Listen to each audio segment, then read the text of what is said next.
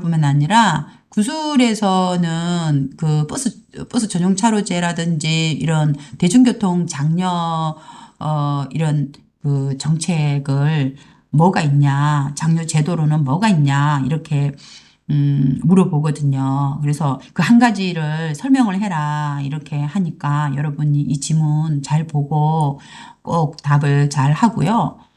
또 이 지문이 없어도 반드시 세 개를 외워야 돼요. 그래서 한국에서 대중교통 이용을 권장하기 위해 실시하고 있는 제도에는 어떤 것이 있나요? 라고 했죠. 그래서 대중교통 이용을 권장하기 위해 환승 할인 제도, 그다음에 버스 도착 안내 서비스, 버스 전용 차로제와 같은 제도를 시행하고 있습니다. 이렇게 이야기를 해야 되고요. 그러면은 그래서 대중교통 이용을 권장하기 위해서 실시하고 있는 제도는 뭐가 있나요? 라고 이렇게 말을 할 때,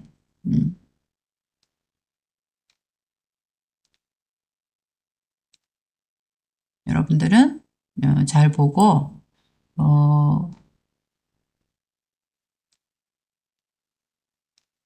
시행하고 있는 거, 대중교통 이용을 권장하기 위해 한성 할인제도, 버스 도착 안내 서비스, 버스 전용 차로제와 같은 제도를 시행하고 있습니다. 이렇게 이야기를 해야 돼요.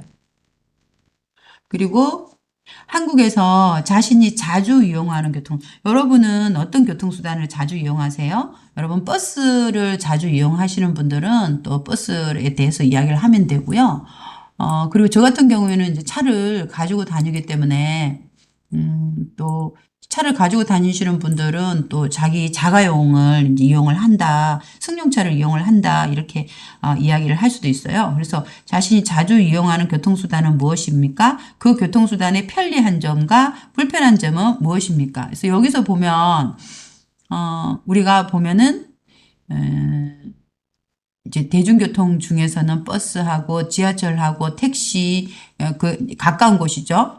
그리고 이제 먼 거리는 기차라든지 고속버스라든지 시외버스, 배, 비행기 이런 것들이 멀리 갈 때는 이렇게 이용을 한다고 했잖아요. 그래서 이제 저는 자가용을 자주 이용하고 있습니다. 이렇게 이야기하는데 자가용이라기보다는 그냥 승용차, 자기 승용차를 뭐 자기 차니까 자가용이라고도 해도 되겠죠, 그죠? 그래서 여기서 보면은 뭐 버스라든지 또 보면 지하철, 택시 뭐 요런 쪽으로 이야기를 했잖아요. 근데 우리는 자기 차가 있는 사람들은 보면 그냥 자가용을 자주 이용하고 있습니다. 아니면 승용차를 이용하고 있습니다. 이렇게 해도 돼요. 를 자주 이용하고 있습니다. 그리고 이제 승용차는, 이제 승용차는, 언제 어디나, 뭐 자기 차, 자차라고 해서 그럼 자가용 낫겠다. 자가용을 이제 자주 이용하고 있습니다. 자가용은 언제 어디나 편리하게 갈 수 있죠. 언제 어디나 편리하게 갈 수 있지만 이게 자기 차의 편리한 점이야. 교통 언제 어디나 내가 가고 싶을 때 갈 수 있지만 불편한 점, 편리한 점이나 불편한 점을 이야기를 하라고 했으니까 불편한 점은 길이 막힐 때 도착지까지 자기가 가야 되는 곳은 도착지죠. 도착지까지 시간이 많이 걸릴 수 있습니다. 이렇게 이야기를 할 수 있죠. 그리고 3번, 그 한국의 교통수단과 비교하여 자신 고향 나라의 교통수단은 어떤 특징이 있습니까? 라고 이야기를 했어요. 그래서 그 한국의 이제 교통수단은 한국에는 우리나라에는 그 버스 도착 안내 서비스, 그러니까 한국 교통수단하고 자기 고향 나라의 교통수단은 어떤 특징이 있냐고 물어봤으니까 비교를 하라고 했잖아요. 한국 교통수단과 비교해서. 그러니까 우리 한국 교통수단에는 그 대중교통 이용을 권장하기 위한 이런 것들이 있잖아요. 그래서 우리나라에는 이제 버스 도착 안내 서비스, 그다음에 버스 전용 차로제가 있지만 환승 할인 제도는 없습니다. 이런 이제 이야기를 할 수도 있어요. 그런데 이제 교통수단을 비교를 해서 우리나라는 한국은 승용차가 많지만 우리나라에서는 베트남 같은 경우 우리나라에서는 이런 그쪽 베트남 나라 같은 경우는 오토바이 그쵸? 오토바이가 많습니다. 뭐 이렇게 해도 돼요, 여러분이. 그리고 이렇게 여러분 나라만의 한국은 뭐 기차나 먼 곳을 이동할 때는 먼 거리를 이동할 때 뭐 기차나 고속버스를 많이 이용하지만 우리나라에서는 그죠? 배를 많이 이용합니다. 이렇게 해도 돼요. 여러분이 편하게 여러분 나라와 한국의 교통수단을 비교해서 자신 나라의 교통수단의 특징에 대해서 이야기해도 될 것 같습니다. 자, 그러면은 여러분, 자, 사과 여기 구술형 다 다뤄봤고요. 이번에는 사과의 장문을 보겠습니다. 인터넷.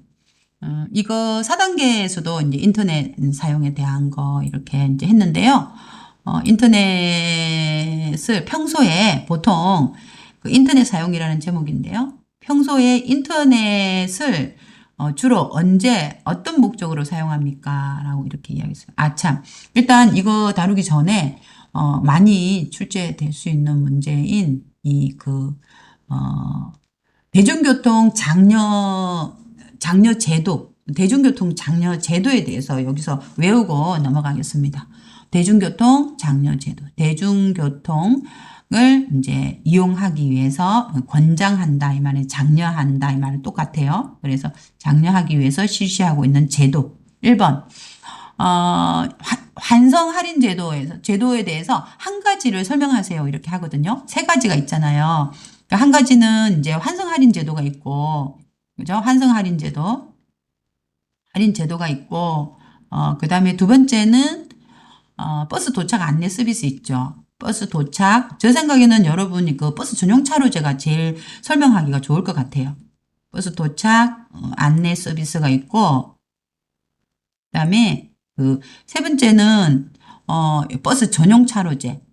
그래서 버스 전용 차로제에 대해서 차로제 이걸 이제 세 개 중에 한 개를 여러분 자세히 설명을 해야 돼요. 그래서 환성 할인 제도란 이렇게 나왔죠. 그래서 환성 할인 제도가 뭐예요? 환성 할인 제도란 다른 교통수단으로 갈아탈 때, 그죠? 갈아탈 때 차를 체인지하는 거죠. 바꾸는 거죠. 갈아탈 때 돈을, 그 버스 요금을 할인해 주는 제도입니다. 이렇게 딱 설명해야 돼요. 그것만 이야기해도 돼요.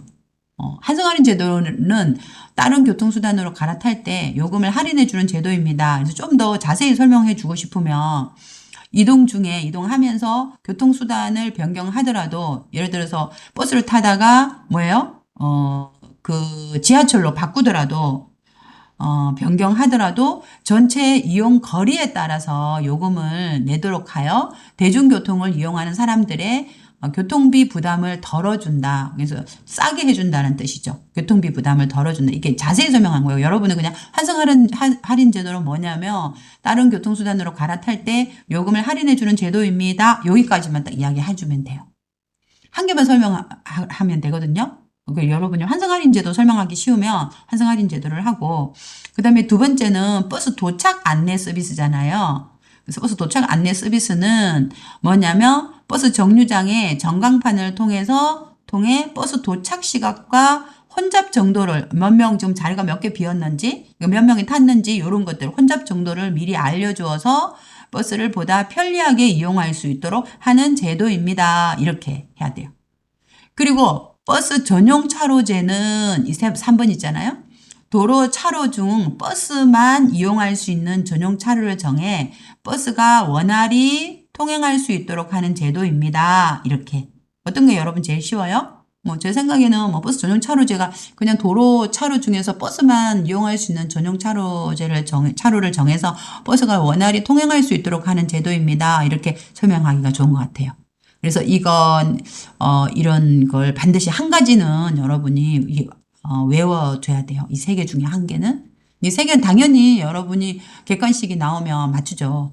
근데 구술에서 이 대중교통 장려 제도 중에서 한 가지를 이제 설명을 해보세요. 라고 이렇게 이야기를 했을 경우에 여러분이 설명을 해야 됩니다. 계속 출제되고 있는 유형입니다.